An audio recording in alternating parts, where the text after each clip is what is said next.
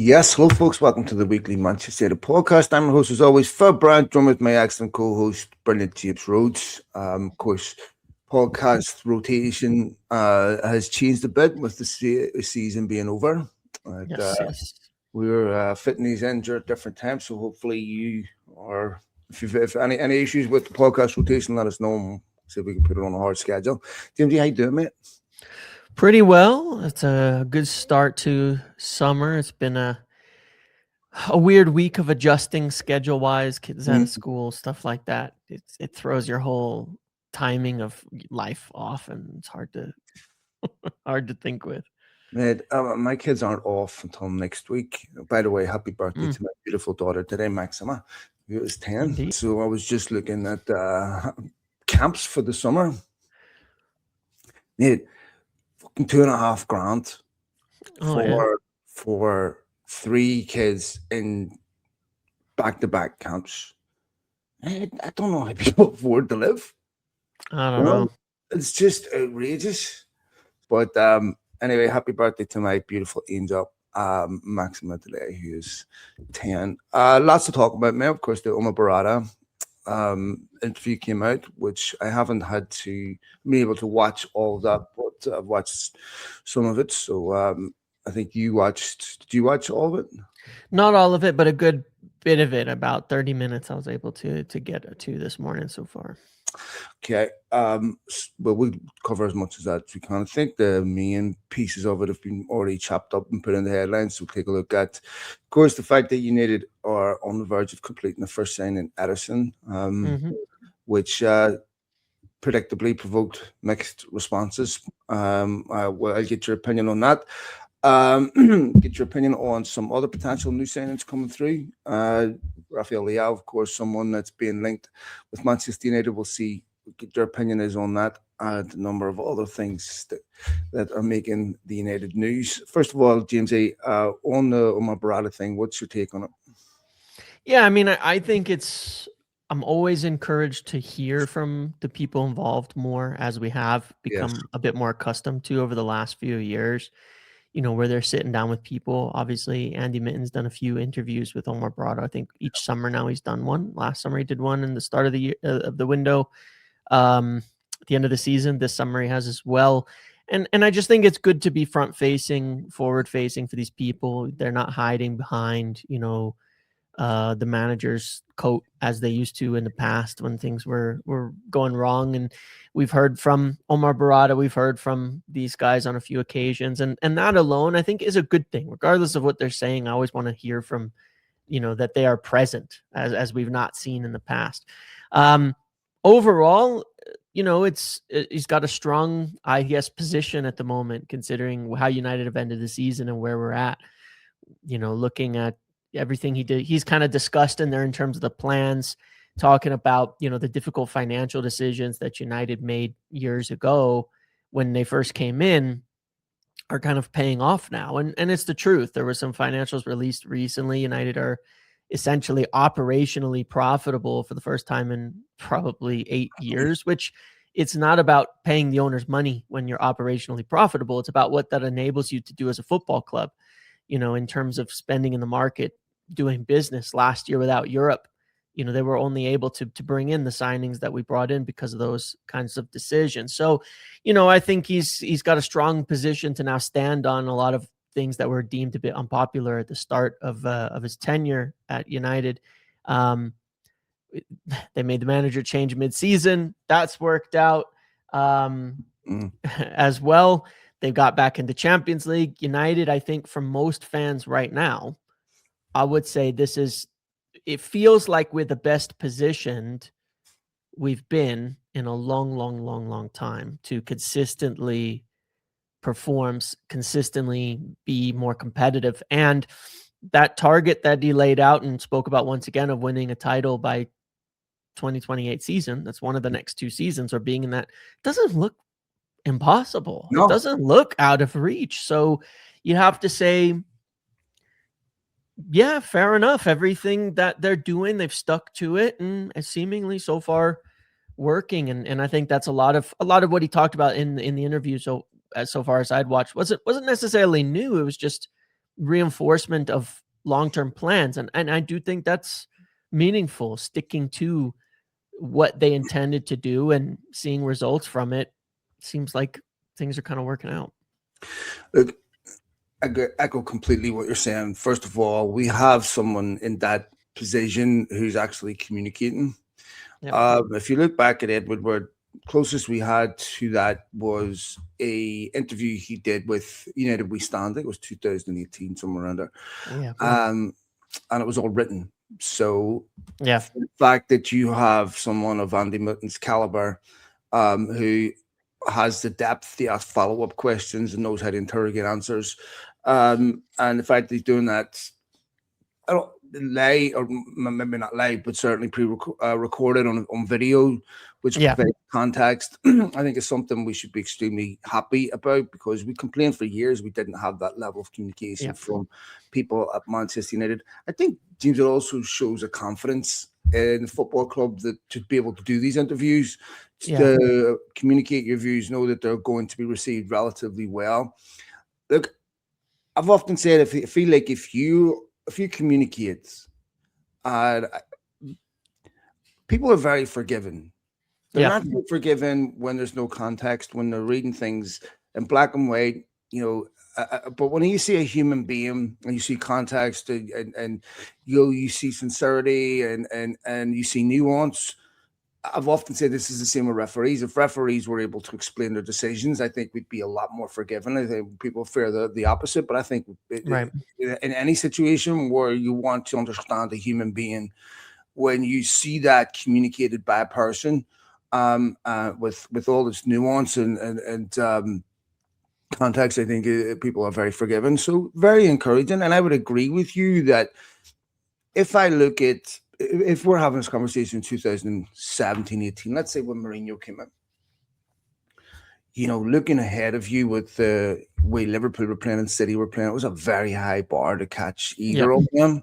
Yeah, getting 100 points. I just didn't see any way that was going to be penetrated, or we're going to find a way to be able to compete. Now I look at the top of that table. I think City's era is over. It's not just the loss of Pep Guardiola that's going to significantly hurt City. It's also the loss of all the backroom stuff. It's completely gutted out football.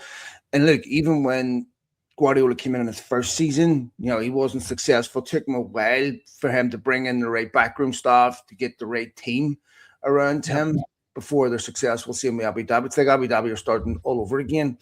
And some interesting comments in the Real Madrid presidency race were one of the candidates who's opposing Florentino Perez, forgive me, I don't remember the gentleman's name, claiming that he would bring Erling Haaland to the football club.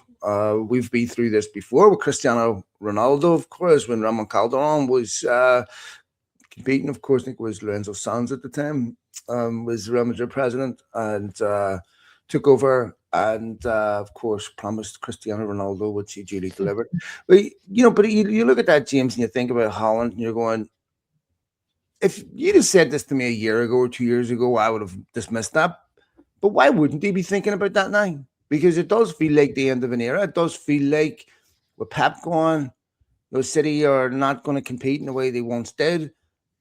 And it feels flat, James. I mean, their last home game against Crystal Palace, where they had the win, there's empty seats.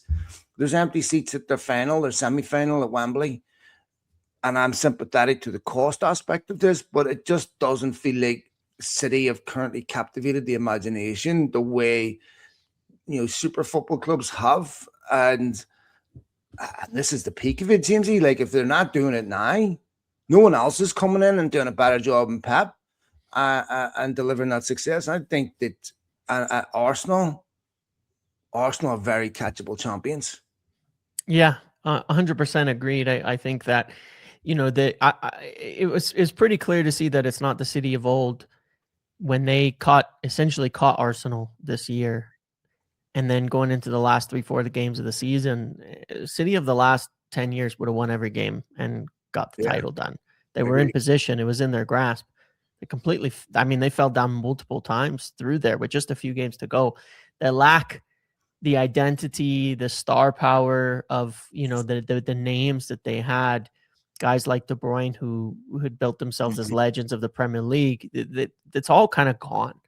That whole core of group, and yeah, they've been rebuilding, and yes, they have a strong team and a good team and a lot of good players, but without Pep and with Bergenstein left already, it's like what is it? It's the same, it's just another football club, at the top. That's going to be competitive. That's going to be difficult. That has certainly financial strength, but in a good squad, but there's no big separation where you go, that's the team.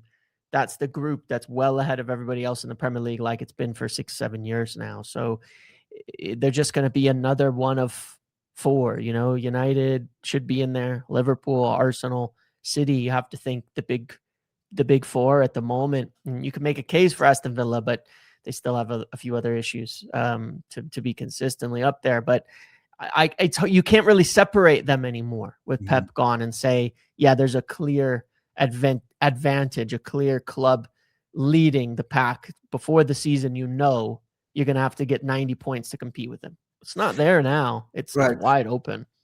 It was interesting, James, when Berrada was asked the question, what would be define success next season for Michael Carrick? And I think that's a really excellent question from Andy, because it's an attempt to pin Berrada down and say, okay, define success. And it's not as straightforward question to answer as you may think, because to me, if I said United finished third next season, I would see that as a disappointment. But what if they finished third behind two teams that were just relentlessly, consistent, or if they ended up getting just unforeseen problems, unforeseen injuries, where there's a lot of things that can happen where we define that. So, Berrada was a bit slippery on it, that he didn't turn around and say, and I think he's smart on this, to say that's winning the title, because I think that puts enormous pressure on Carrick because that an interview will constantly be referenced. If we're sitting in October and Michael Carrick 6 points off the top, all of a sudden your job's on the line because you're in the league. I think that he was a bit nebulous, vague with his answer, which is understandable, but it was still rooted in realism to me, where there's an acknowledgement that in order to be successful and to have realistic, successful goals, it's, commensurate with how you do off the field and how you recruit. United, according to reports, Michael Carrick wants 5 new signings, which is more or less what we expected. A striker, the 3 midfielders, and a left back. Berrada was also quick to point out that can change, because it can be unforeseen exits and all your recruitment strategy changes. I think United are well placed in the sense that they've prepared for plan B, C's and D's in the way they did before. And lastly, James, I thought he said something that was really pertinent, that agents aren't controlling how United go to markets. United's identifying candidates, United's identifying players as an emergent property of an extremely intelligent, well-led process. Then the candidate emerges rather than a top-down emergence because an agent's called and offered you a player. I think that's really, really important. Yeah, absolutely is. And that's where you get the consistency in the recruitment idea of, like, you have a way of recruiting a type of player you want, certain traits that you want, certain things that you want. And that's the starting process for identifying it, rather than, the number of calls that United would get, and they'd say, oh, that's a decent opportunity. That's a decent opportunity. Let's take this up. And you end up with this monstrosity of a squad that, even if it has talented players, you have no idea how you're putting all the pieces together. So clearly that's the case. And it certainly is in alignment with why Ederson was recruited. He was really a strong potential target last summer, and they chose to essentially address the other areas and put off the midfield at the time. But he was a strong target then, and makes sense for him to continue to be a strong target and signed if, they had already identified him in the past as a very good player, and they feel that he fits exactly what they want. And it'll be the same for all their targets. Yeah, look, Ederson's someone United have been looking at for a long, long time. Have always scouted. United are very, almost forensically informed on him. There's no exact science to any signing. There's always potential things. This might not work out. That might not work out. But you're also talking about Ineos who largely work in stealth, James.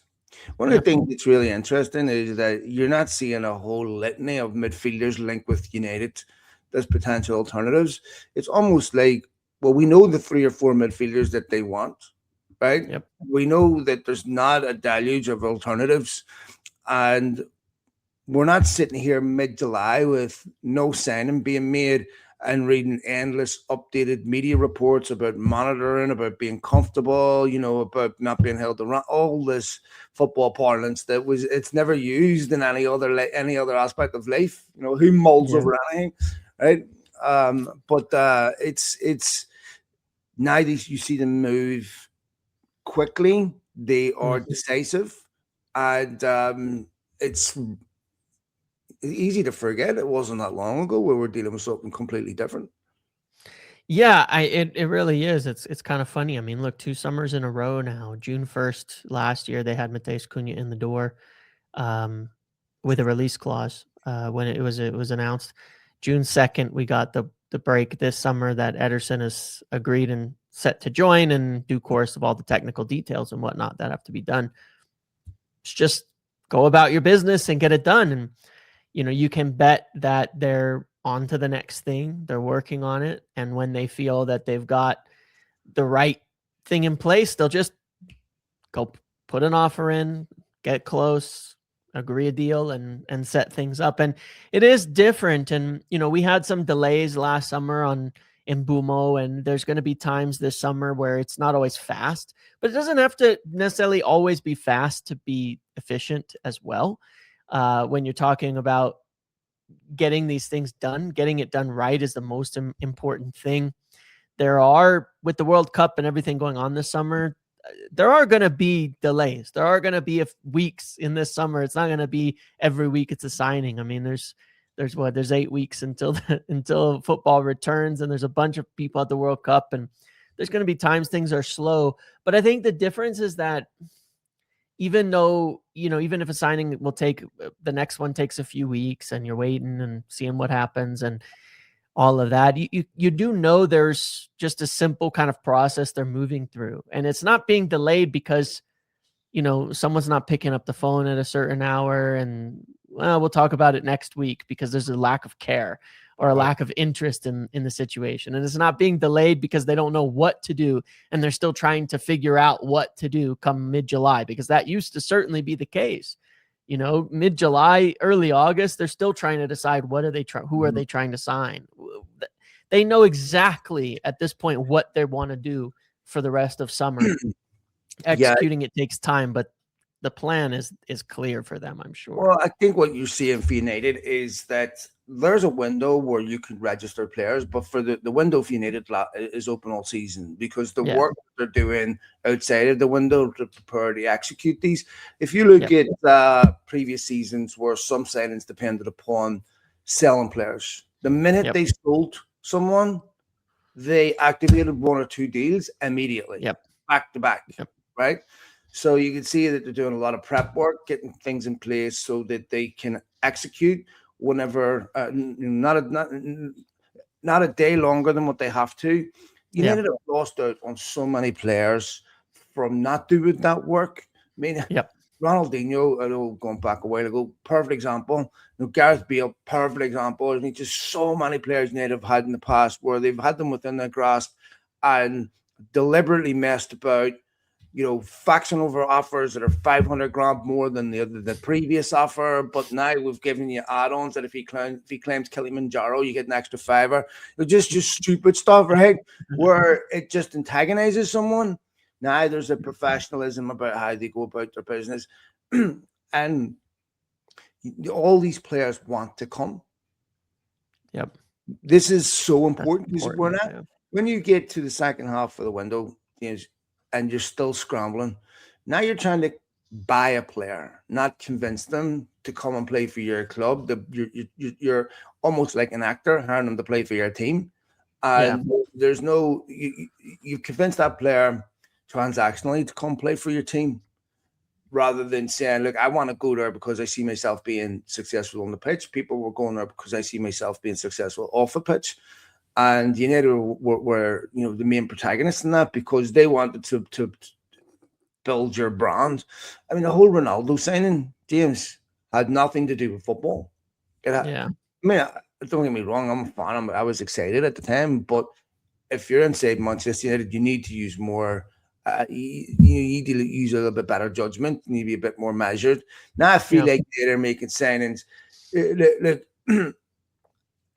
We'd all love Elliot Anderson, but it's not a guarantee that Elliot Anderson's going to come in and be a resounding success. Right? Very, very good player. He's shown he can play in the Premier League. But I'm not devastated at Ederson. I mean, I see people out there. I understand there's just people of certain personality profiles that behave a certain way. But I don't understand the darkness and negativity. Sure, I may disagree that it's a good signing. That's fine. But I think some of the commentary on it has surprised me. Yeah, I mean, it hasn't completely surprised me because there's been such a rise in football conversation of everything becomes about, see, I was right before you were with regards to this take in terms of point scoring against your own team for the most part. It used to be mostly rival focused. You can absolutely take, just give a ton of shit to every other fan of every other club in football if you want. It's totally fine. But it's become a day where everybody's a Twitter scout. They're there looking after their reputation about how they know better about this signing first, and they knew this and they knew that. And it's become almost so important there. And it's weird. I wouldn't say it necessarily has started now, but it's certainly become more popularized. I mean, we saw with Martial and Pogba, sort of the rise of this kind of player FC, because this is what United created, right? The signing of personalities and branding of personalities and individuals rather than the team focused aspect of it, to where, that was how they tried to sort of remain relevant in commercializing the whole thing. It was all about the individual player and the star and the big name and the thing like that. I mean, you look at Real Madrid today, they've become awful since they purchased Kylian Mbappe. Not saying he's a bad player, but they've become awful since they purchased him relative. And PSG, yeah, what's that? And PSG have gone and won 2 Champions League back-to-back since he's left.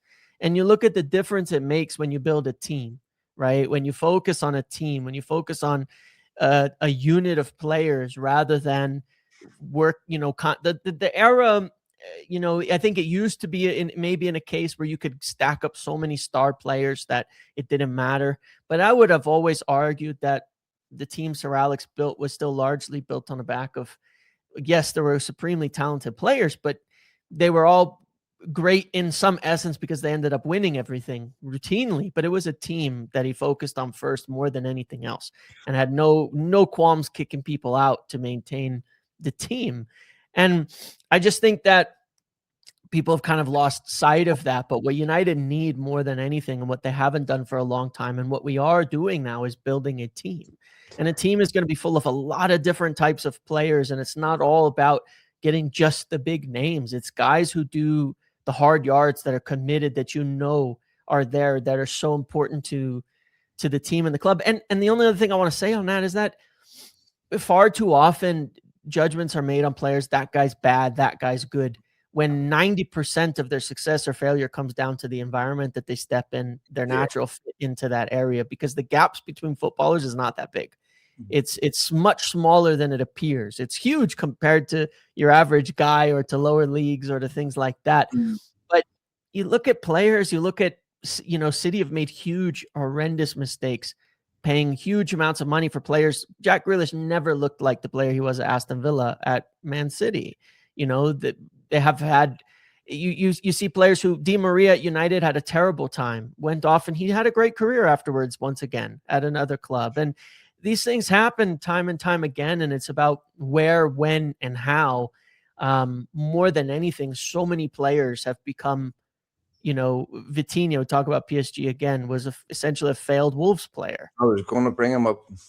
And he ends up being one of the most important midfielders in football now, one of the best in football. You don't know the outcomes of how these things are all going to play out and how they're going to work before they happen. Nobody does. Mo Salah, nobody would have expected coming from Roma after essentially leaving Chelsea that he'd become one of the best Premier League goal scorers of all time. Nobody. But so much is about environments and place. And as long as they get that right, I think the signings will ultimately be very successful. Yeah, environment's definitely a factor. So many anyone that's worked for a company knows that a collective success is not down to one individual. There's so many other aspects that have to be. I don't care if you're the most talented person in your company. And if you're being judged on collective success, you have to rely on the quality and the consistency of your colleagues to determine that. And so if you look at Guardiola, ironically, James, it seemed like we're Arteta in a way, but Guardiola gets just talked about, you know, systematically, you know, in terms of his systems, and you know, that's really the strength. But truthfully, his systems depended on exceptional individuals, right? And now that those exceptional individuals are disappearing, he's finding it hard to go to the market to recruit players to make City successful again, because there's not huge variation between the top players. Where if you look at the Ballon d'Or list, right? I mean, it's not like it was before, where there was basically the top 20 would win it now. You know, look at this Barcelona team.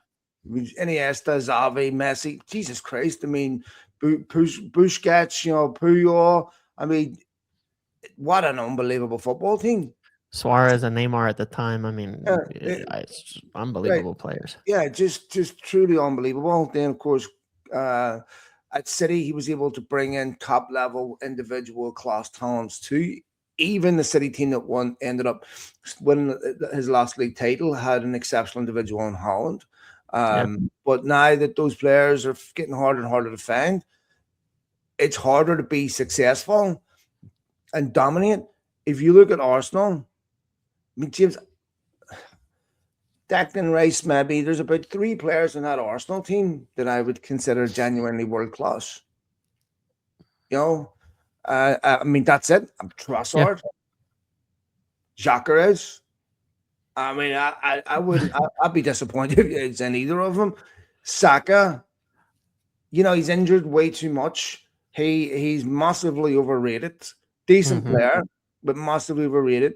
You know, Zubimendi, you know, I'm looking through at that team going, you know, Max Derman, the youngest player to far. No, it's the goalkeeper, maybe Saliba and probably Declan Rice that would stand out. That's it. They're 2 central defenders, Saliba, Gabriel. And I think Rya's been great as a goalkeeper, but he's a goalkeeper, you know. But even Ryan makes decent goalkeeper. But I don't think there are these like. That's not out to me. Like, Jesus Christ, you know. No, I don't see Buffons and Casillas and these guys like at that level even close. I'm not swapping Raya for Lamans. No, I wouldn't swap anybody at this point. Yeah. So this is what I mean. Like, it's just it's hard, and so you need to send him someone like an Ederson to bring us back to the conversation. Is if he's a very, very good system player, that means that your success is much more stable. If you're dependent on 1 or 2 individuals, as soon as you get an injury, the drop off is massive. Yeah, right? Which we've seen at United, right? Yeah, and there's a tendency that when you get an individual on the team that's carrying the team, for them to then psychologically rely on him. And then once that individual gets injured, or inevitably, there's just no one else stepping up. So I think that that's how you flatten the performance curve between up and massive ups, massive downs. Is that you make sure that it's one cog in the wheel. And look, I don't know what the midfield's going to look like at the end of the summer. And it may be, James, you know, that we replace Casemiro's goals, but not in midfield. that we Right. replaced throughout. Okay, so now we need improvement from Mbeumo next season. Cunha is a player who got better as the season went on, right? Yep. And I love him. Sesko is a player that got better as the season went on. Sesko looks like a player that was getting the grips with the Premier League. Yeah. That is the confidence of a United player, and I expect he will improve on that next season. I expect Mbeumo learning how to play in a Carrick system will improve on that. Cunha at maybe one or two others. So I think that United will spread those goals throughout the entire team. Yeah, I think so as well. I mean, it was really great that they had those 3 forwards with 10 plus goals, but there was no real standout goal scorer either. Igor Thiago scores 24, right, or something like that crazy for Brentford, and Haaland's obviously scoring big numbers. Someone, you can get more goals out of this team. There's no doubt about that in my mind. There's so many games we watch, we go, they could have scored more today. They should have probably scored more goals today. And like you said, Cunha had if you think about Cunha and Šeško's start in particular, and Mbeumo started a little bit quicker than they did, took them a good few months to really get going. And they had a long kind of dry spell in there. You add in the fact that it's crazy numbers in the second half of the season that Patrick Dorgu had something like 6 goals and assists in his last 4 starts for United, like some crazy number like that, or 6 games. And Ahmad never really got going last season, but he can, and he's done it before. Yeah, that's a good point. Yeah, Ahmad's going to have to really step up next season. And then the goals from the midfield as well. I mean, Kobbie Mainoo, we know, can be a goal threat, and has it. He scored some important moments, like in Europa, last year and all of that. But there's another addition to that as well. If you look at the way the midfield's being kind of set up moving forward, if you kind of compare it to kind of the final games of the season as well, one of the things both Ederson and Kobbie Mainoo do well on their traits is kind of this extra box crashing midfielder thing, which of course Casemiro is doing largely on set pieces, right? Getting in the box as that extra midfielder, that extra man scoring a goal. Well, they're both quite good at that, and I think largely due to Casemiro's age and the way that the play was adjusted around that, you couldn't really say, oh, Kobbie, just go forward. Just, leave Casemiro behind. He'll cover the midfield because, just get up the pitch and crash that box, because you needed to keep those 2 players just to maintain the ground coverage just out because of the physical limitations of that midfield. You throw in a player like Ederson, or the other signings, which we'll talk about in a second, like, Mateus Fernandes or somebody like that, you've got more youth, you've got more athleticism, you've got more ground coverage, you've got more energy in those ways. And what that also means is you're free to release players forward in the attack a bit more. We saw it with Mason Mount a couple games, which I think was a signal of things to come from Carrick at the end of the season, opting for, rather than like an Ugarte, giving him minutes at the end of the year, but to put Mason Mount there. Not that Mason Mount will play there next season, but I think stylistically opting for this kind of high energy midfield where the players, where Kobbie and Mount were getting forward, they were joining the attack, they were crashing the box, they were joining the press. I think we'll see a lot more of that. And so I think there'll be more goals from the midfield as a unit rather than just like 8 Casemiro headers on set piece type of things. I think we'll see a better balance of things there. Let me ask you about Rafael Leao. I was just looking up his stats as we were talking, because he has, of course, announced that he wants to leave AC Milan, wants a fresh challenge. 26 years of age, James, 29 appearances last season, 23 starts, 6 subs, 9 goals, 3 assists. That's not a bad record at all. And you could probably get him out of AC Milan at a really, really good price. United need a left-sided player. On the list of players that Michael Carrick wants, he wants a striker. I don't know if you would count Rafael Leao as that, but the forward. What do you think about that? Personally, I'm not a huge fan of Leao, and mostly because United have been linked to him on a few occasions over the last few years. He was on pretty significant wages, I think, which I think they'd be a little wary of, considering, it's a rotational role. I think Cunha's really nailed that starting spot down, and with Carrick utilizing Patrick Dorgu in that position, I just can't see them putting a significant amount of their wage budget towards a player in that role. But the reason I think specifically is, well, he's ultimately very talented. If you look up by the numbers on this, or ask Milan fans, I think this is what has turned United off away from him. I don't like to label players as lazy, because I think it does get thrown around a lot.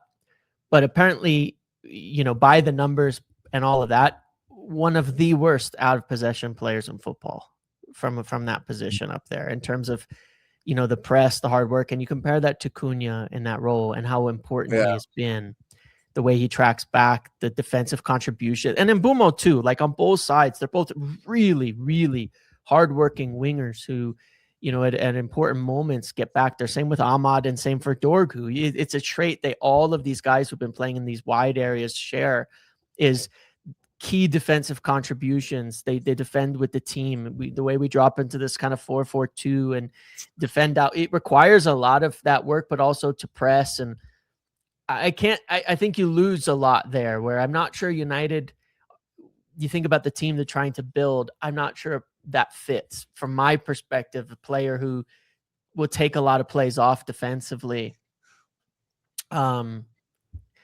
It's a bit strange. So that's why I would say maybe not for me. They want the left back, James. I think that you have to assume, obviously, Luke Shaw's had an unbelievable renaissance. I mean, amazing that he's been able to stay fit this much. No one would have given a prayer of him doing that, but it's not realistic to expect that he's going to be available for all Champions League games, Premier League games. So when you're bringing in another left-sided player, you have to bring in a player that's going to play a significant number of games at the highest level and maintain your level. So you can't just bring in, an average left back. I know Lewis Hall's been heavily linked, but then the question comes, if you bring in a top left back, does that relegate Luke Shaw to the bench? Because if you're going to go out and sign someone like a Lewis Hall, they're going to want to play every week, James. No one, if you're top, the United's in this strange predicament in that you need a player that is exceptionally high level, that's not a backup left back, but isn't ready to replace Luke Shaw yet. Who?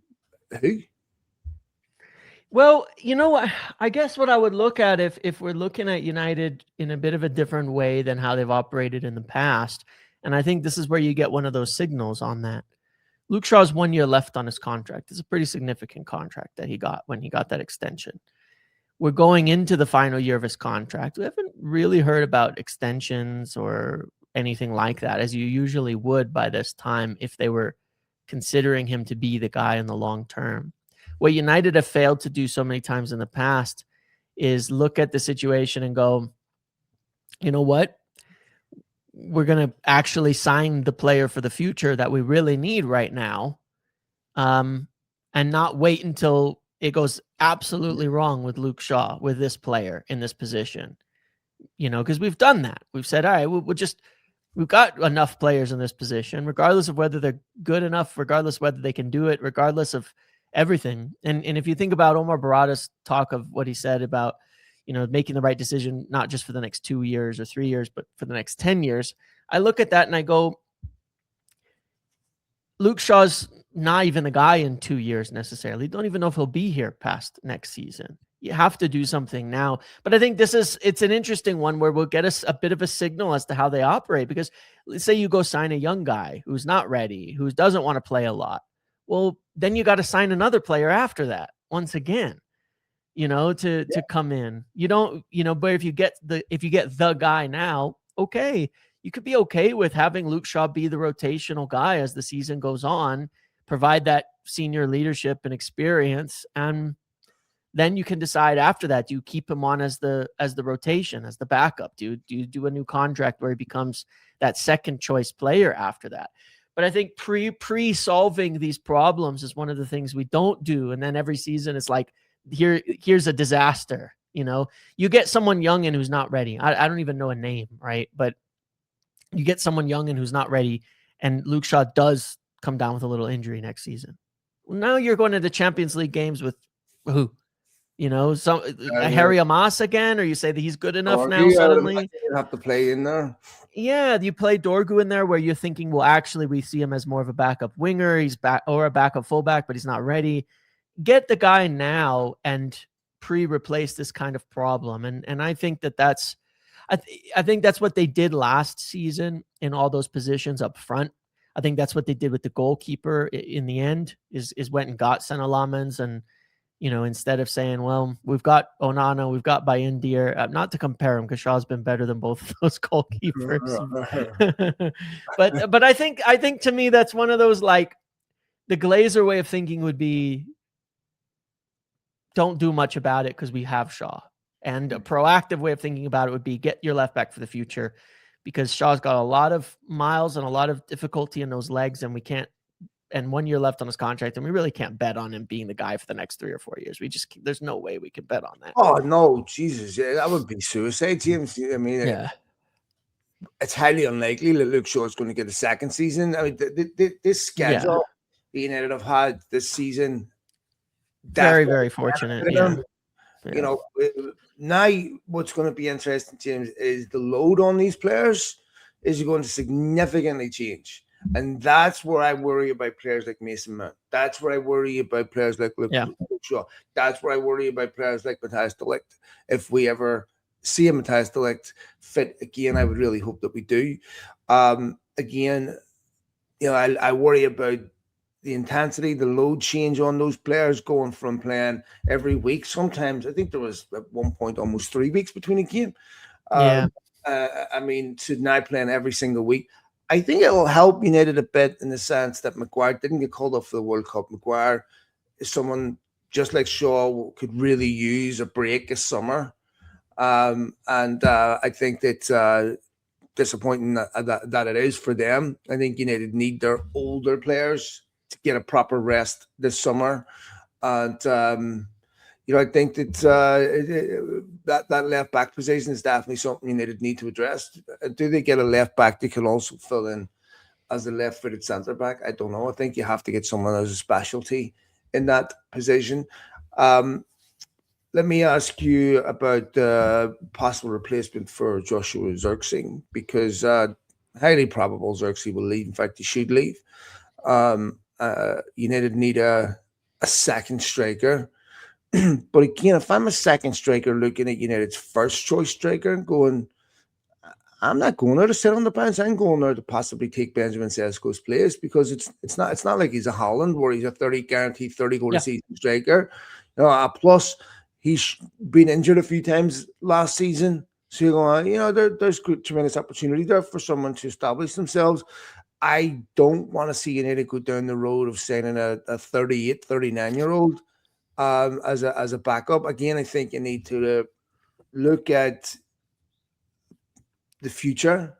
Listening to Berrada was very specific about wanting youth and experience. Everyone says that. But I think United need, because of the way they play, I don't think United are suited to playing with a 38-year-old, 39-year-old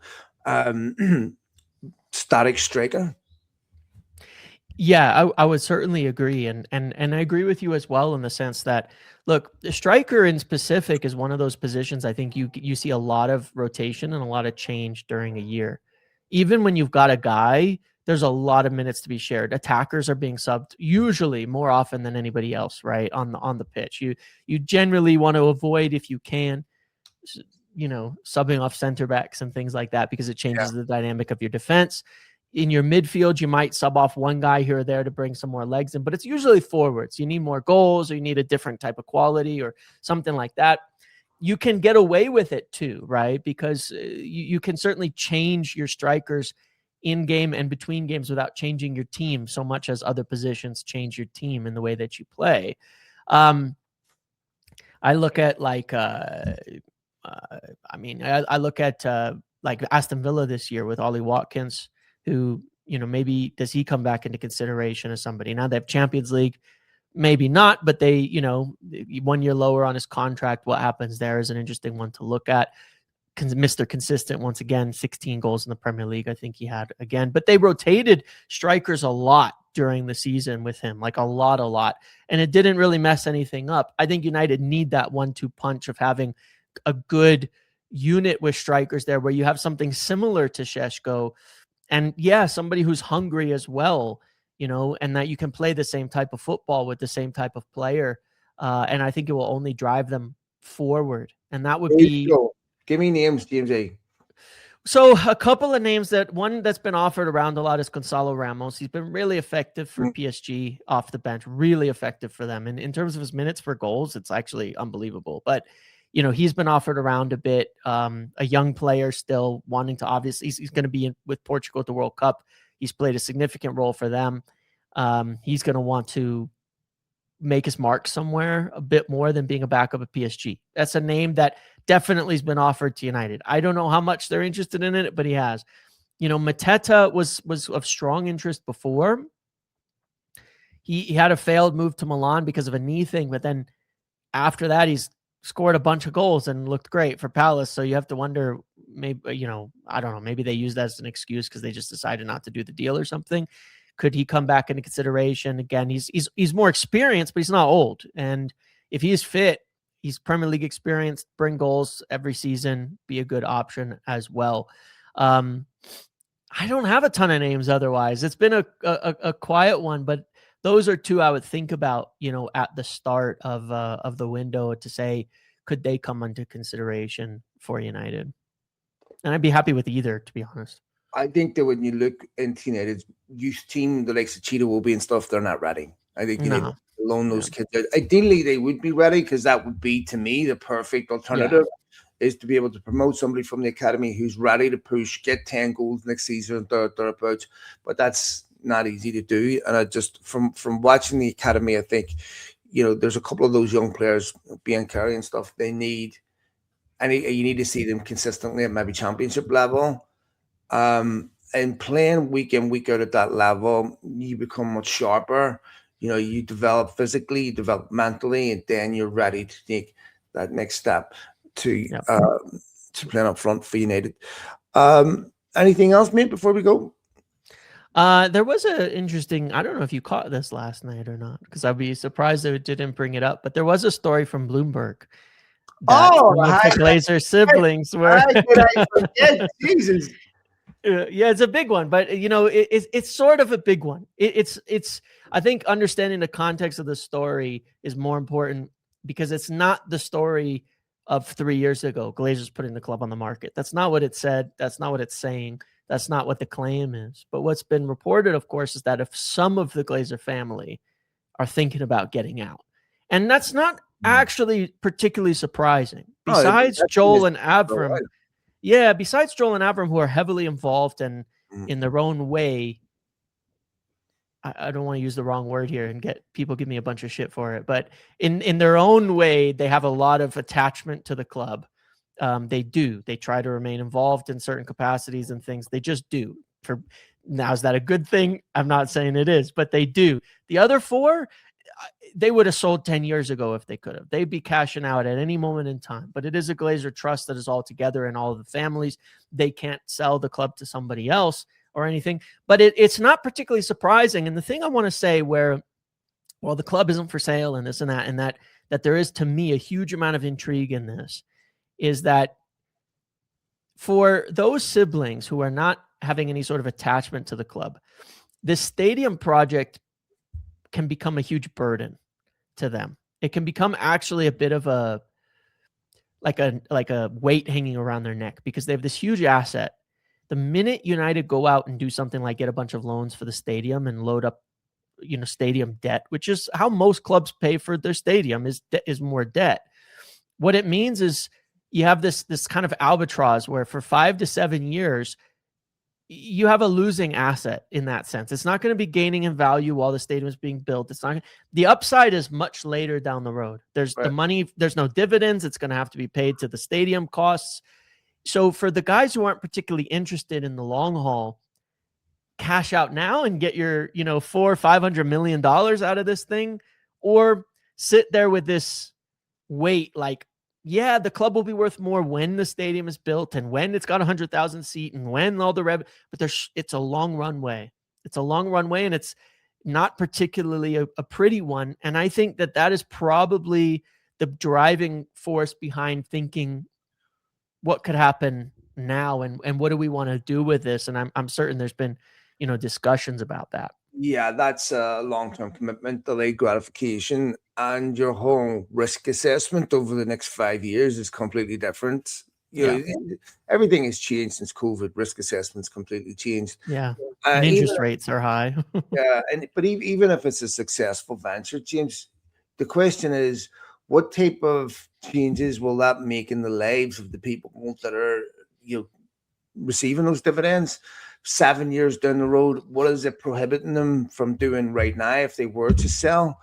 It is possible that they could amend that trust agreement where two of the family members buy out the rest.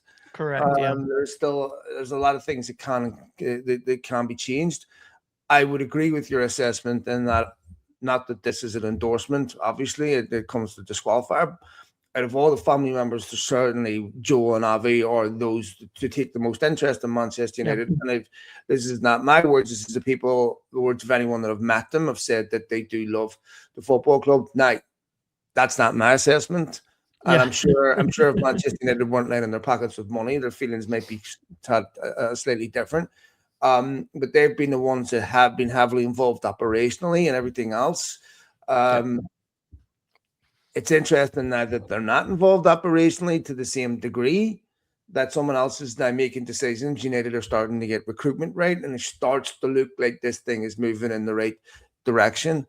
I don't think we'll ever go back to a time where United aren't being led by highly competent, intelligent, capable people in those particular areas. It's really difficult, James, to look at the financial markets even over the next 12 months and make confident extrapolations, because the global economy is going through extremely turbulent time. Energy costs going through the roof, commodity costs going through the roof, borrow money, cost of money, everything going. And the emergence of AI, no one knows what industries are going to survive in 5 years. And what's football even going to look like in 5 years watching sport as a spectator event? Yep.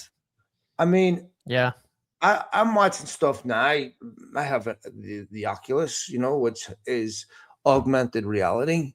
So it's not virtual reality, it's augmented. And even going down to things like in LA, where like the Cosm and stuff is really cool. Yeah, where you're going, okay, this how people view sports now is going to completely change. And so it's the rate of accelerated returns is just it's exponential. It's hard to make bets on where. One thing that we do know is United have reached the threshold where they can no longer monetize the past, because our memories now are goldfish, and there's so much competition for our attention, and there are no more regional markets for sport because of the internet. NBA, NFL are now global markets, global products, because everyone's watching on the internet. And so it's easy to destroy brands now in a way that it wasn't before, because they're so much more accessible. And the consequences of failure at a club like United are massive, because it's so easy now for fans to target sponsors, to target people that United depend on for their revenue, and make their life extremely uncomfortable and make it an unattractive prospect.